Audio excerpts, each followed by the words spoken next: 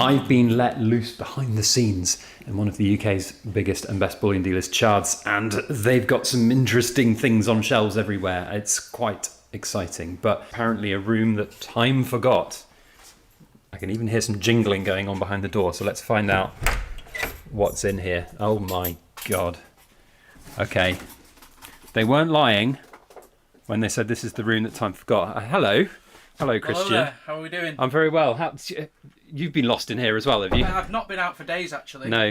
Yeah, it's a little bit messy in here, so we do apologise for that. I don't even think my camera can zoom out enough to get the whole room, but this is just a room of coins. Tell us about this room. What's this room? I've been told it's the room that time forgot. Yeah, you could say that. It's the world room here at Chards, and this is basically when we purchase things in from a customer that won't go directly on our website straight away.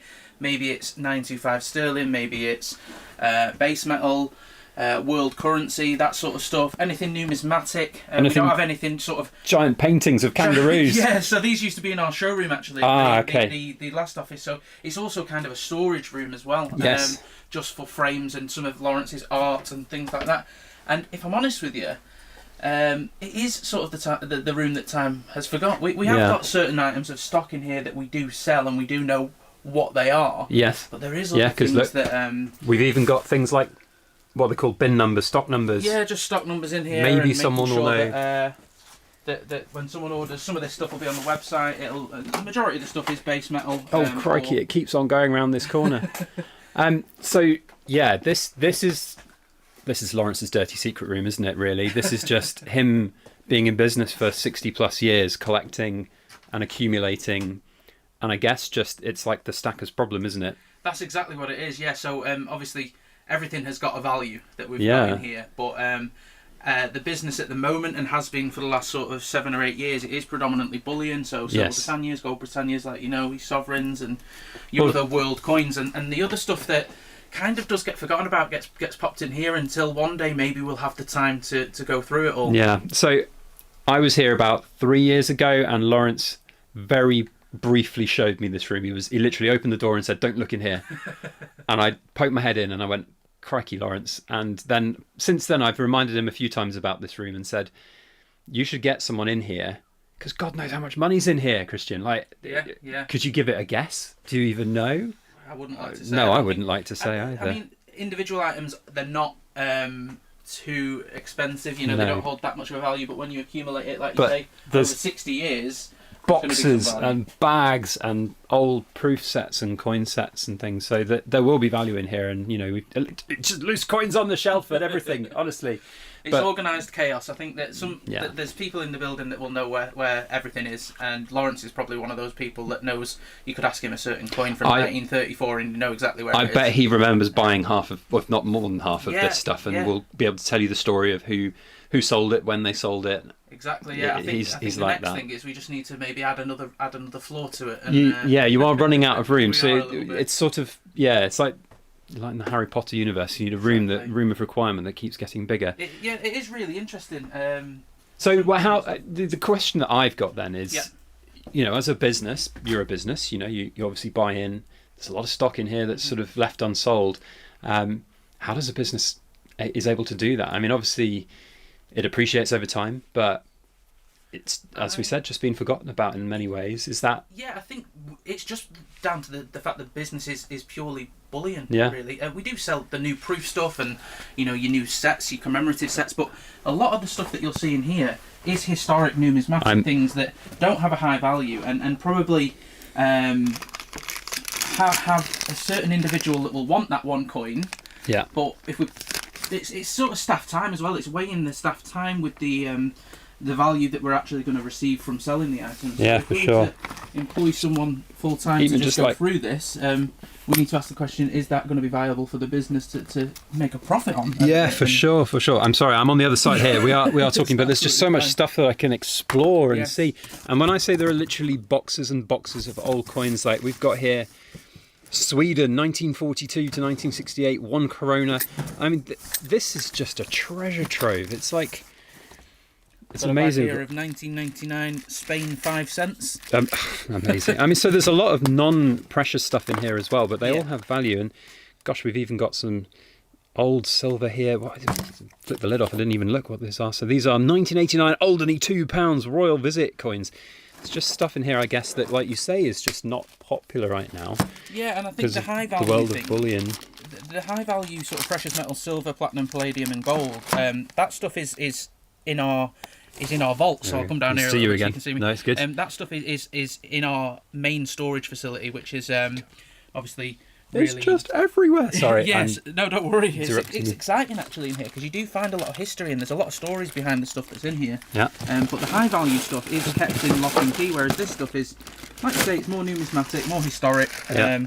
There will be somebody out there who wants some Cook Island copper and nickel coins, but right now, that's not the business priority. No, yeah, for sure, 100%. But it's funny because people forget that your origins were in this very thing. Lawrence was a coin dealer. Yep. Is still a coin dealer, quite frankly, and got started in this world by doing normal circulation coins and various different things like that, and then gold took over. And then he was explaining to me last night when I came up to Blackpool. He was explaining, seeing loads of monster boxes of old cutlery and things. That's ridiculous. Anyway, melted down I'm sure it will. Yeah. God. But he was explaining that the ups and downs of gold in his time as a bullion dealer have really been interesting. Where there was boom times in the 60s, and then decimalisation came in, and then it dropped, and then VAT came in on gold, and then it dropped, and then VAT came off gold, and then it boomed, and then markets go up and down and crash and up and down, and it's crazy, and you see here really the 60+ years of evolution of Chards and Lawrence and where you are today. So that is pretty impressive. I think over the past sort of 5 or 10 years, with the bullion growth, the business has grown, tenfold, and Lawrence will tell you that himself. And maybe the passion of numismatics and old collectibles has taken a little bit of a back seat, but not because we don't care. It's just because there's so much other stuff to be doing, and a lot of people don't realise that Chards is actually quite. There's only about 35, 40 of us. Yeah. We're not a huge multinational global business that has thousands of employees. So to get round to doing this is quite the task, but it'll get done one day. Do you reckon it will? I mean, it must do at some point. It's got to, yeah. I think maybe one day we'll do a big campaign where we sort through this and we get it on the website. And we have maybe a separate numismatic collectible site where you can go on and. Who knows? I bet you if you put this out as a bullion internship. Oh, massively, yeah. You get some young enthusiastic people who want to learn the trade, and you come in here and you stick them in this room, and maybe not lock them in here for a few years, but you say to them, there is a treasure trove in here. Learn, absorb, find out all the different purities, the history of the coins, what makes different coins more valuable or stuff. And then catalogue, and that's part of the bullion game at the moment. It's about cataloguing. It's about how to run a business, store a business. I'm sure that there could be storage improvements made in this room. Even you would most definitely, and the reason is just because of how fast it's all happened with the bullion side, and the storage is not the best in here. We do know where everything is, but it's organised chaos. Exactly that. It really is. Like I say, there'll be people in the business that know exactly where everything is. Yeah. And we have a system that does show us where everything is, so we would be able to find it. It's just the time that it takes to get these things on the website. There are other priorities at the moment, unfortunately. Exactly, and then obviously you've got to keep up with new releases from all the different mints.